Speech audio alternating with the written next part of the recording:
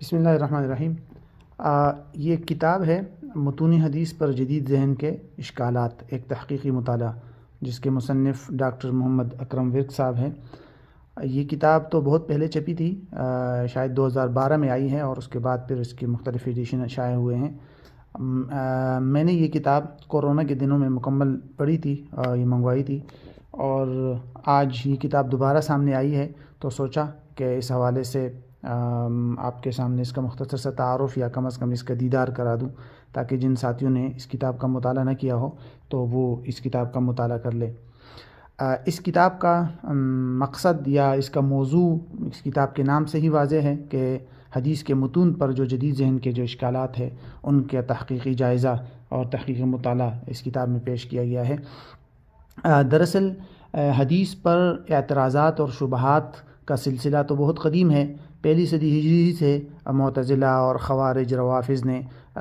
حدیث پر اعتراضات اور شبہات کا آغاز کیا تھا، اور رفتہ رفتہ پھر 12ویں اور 13ویں صدی ہجری میں مستشرقین کا وجود جب آیا، اور تو انہوں نے پھر نئے سرے سے مشرقی علوم اور اسلامی علوم کا مطالعہ کیا، اور اس پر لوگوں کے ذہن میں عجیب قسم کے اشکالات اور شبہات پیدا کرنا شروع کر دیے، اور پھر یہ سلسلہ چلتے چلتے سر سید احمد خان تک پہنچا 19ویں صدی ہجری میں، اور یورپ سے یہ جو سلسلہ ہے یہ آتے آتے بر صغیر میں بھی داخل ہوا۔ لیکن ان شبہات کے ساتھ ساتھ ہی اہل علم اور خاص طور پر محدثین نے حدیث کے حوالے سے اس طرح کے شبہات اور اعتراضات کے جوابات دینے بھی شروع کیے، اور یہ بھی کتاب بھی اسی سلسلے کی اور اسی کڑی کا ایک حصہ ہے، جس میں مصنف نے حدیث کے ٹیکسٹ پر جو اشکالات ہیں ان کے جوابات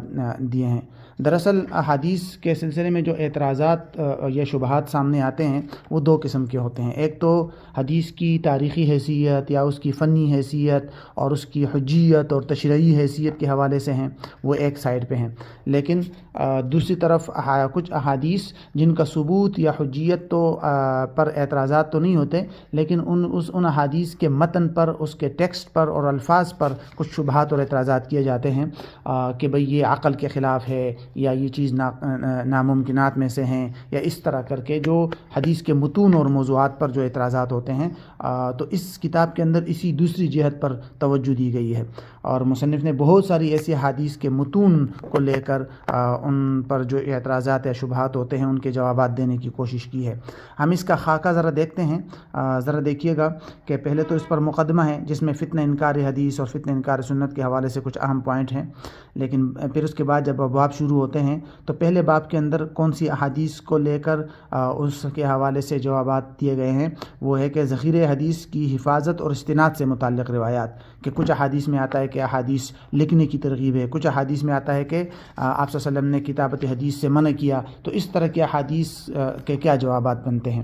پھر اسی طرح دوسرے باب میں حفاظت قرآن سے متعلق روایات ہیں کہ جیسے آیت رجم ہے، آیت رضاعت ہے، اس پر کسی بھی قسم کے شبہات ہیں تو ان کے جوابات۔ پھر باب صوم میں ظاہری تعارض پر مبنی روایات۔ ظاہری تعارض پر مبنی روایات کا مطلب یہ ہے کہ کچھ احادیث جو باہم ہمیں ایک دوسرے کے ساتھ کانفلکٹ اور متعارض نظر آتی ہیں، ان کے کیا جوابات ہوں گے، جیسے ختم نبوت اور عیسیٰ علیہ السلام کی آمد سے متعلق روایات۔ ایک طرف ہے کہ آپ صلی اللہ علیہ وسلم آخری نبی ہے، دوسری طرف کہ عیسیٰ علیہ السلام بھی قیامت سے پہلے آئیں گے، تو ان کا آپس میں کیا جواب ہوگا۔ اسی طرح اور بھی بہت ساری روایات ہیں جن کا آپس میں تعارض ہو سکتا ہے، تو ان کے جوابات دیے گئے ہیں۔ باب چہارم میں سیاست اور قضاء سے متعلق روایات ہے۔ کوئی بھی حدیث جس کا تعلق سیاست اور قضاء سے ہیں اور ان پر کسی بھی قسم کا، اس کے متن پر کسی بھی قسم کا شبہ اور اعتراض ہوتا ہے تو ان کے جوابات ہے۔ پھر باب پنجم میں انبیاء کی سیرت سے متعلق روایات ہے، ٹھیک ہے، کہ سابقین کی انبیاء کی سیرت، جیسے حضرت ابراہیم علیہ السلام کے بارے میں حدیث میں آتا ہے کہ آپ نے 3 جھوٹ بولے، تو اس میں جھوٹ یا کذب کا کیا مطلب ہے، اور بھی بہت ساری اس طرح کی روایات ہیں، اور اس میں تقریباً 3 فصول ہیں۔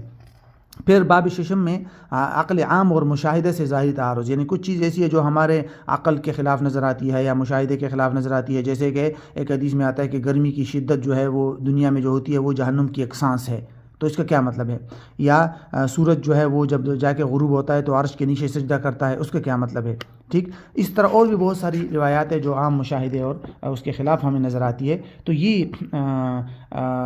6 ابواب پر مشتمل اہم یعنی احادیث اور ان کے متون پر اعتراضات کے جواب ہے. تو آج کل بھی جیسے قاری حنیف ڈار صاحب ہیں وہ فیس بک پہ لکھتے ہیں اور اس طرح بہت سارے احادیث سے متعلق شبہات لوگوں کے دل میں ڈالنے کی کوشش میں لگے رہتے ہیں. تو ہمارے جدید ذہن کے جو جتنے بھی اشکالات ہیں ان میں سے اکثر اشکالات کو یہاں جواب دینے کی کوشش کی گئی ہے. اور یہ سلسلہ بہت پہلے سے آ رہا ہے. جیسے ڈاکٹر مصطفیٰ سباعی نے بھی لکھا ہے، ان سے لے کر آج تک مختلف اہل علم نے اس پر لکھا ہے. ڈاکٹر حافظ زبیر صاحب نے بھی کچھ چیزیں اس پہ لکھی ہے. لیکن یہ کتاب بھی اس سلسلے کی ایک اہم کتاب ہے. تو خاص طور پر طلباء بلکہ عوام بھی اس کتاب کا مطالعہ کرے تاکہ ان کے بھی ذہن میں یہ بات صاف ہو جائے ان کی ذہن کے حوالے سے کہ یہ فلاں حدیث جو ہے وہ عقل کے خلاف ہے، یا فلاں حدیث مشاہدے کے خلاف ہے، یا مختلف حدیث میں تعارض وغیرہ نظر آتا ہے. تو اس حوالے سے امید ہے کہ یہ کتاب